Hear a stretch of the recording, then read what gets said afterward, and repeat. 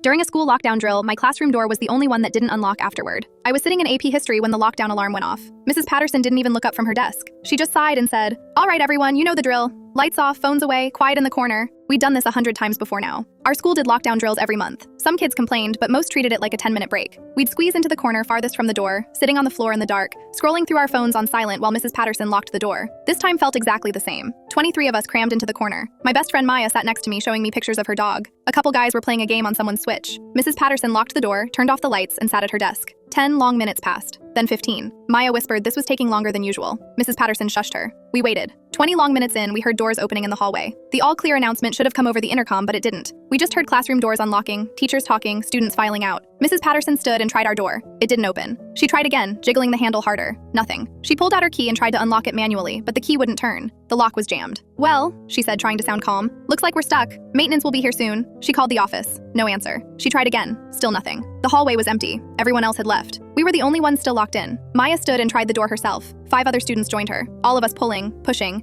The door wouldn't budge. Someone suggested breaking the window, but Mrs. Patterson said absolutely not. 30 minutes turned into 45. Mrs. Patterson kept calling. No one picked up. She tried the principal's cell. Voicemail. She tried the front desk, the nurse's office, other teachers. Nothing. One of the guys went to the windows. We were on the 2nd floor. The windows only opened 3 inches. He stuck his hand through and waved. No one was outside. The parking lot was empty except for staff cars. That's when Maya said something that made my stomach drop. "Where is everyone?" Mrs. Patterson tried the office again. This time someone answered. Principal Vance. Mrs. Patterson explained we were locked in, that we needed help. I watched her face change. Her expression went from frustrated to confused to something I'd never seen before. Fear. She hung up slowly and turned to look at us. Her voice shook. "That wasn't a drill." The room went silent. Maya grabbed my hand. Someone started crying. Mrs. Patterson kept talking, words fast and choppy. There was an actual threat. Someone called in a bomb threat. They evacuated everyone 30 minutes ago. Every classroom, every office, everyone except us because our door is locked and no one realized we were still inside. My heart pounded. Mrs. Patterson said they were sending the fire department, that we needed to stay calm, that we were probably fine, that the threat was probably fake. But her hands were shaking. I kept thinking about how the office didn't answer for 45 minutes, how the parking lot was empty, how they evacuated the entire school and forgot 24 people. We sat in that corner another hour before we heard the fire department breaking down our door. When we got out, the building was surrounded by police cars and bomb squad vehicles.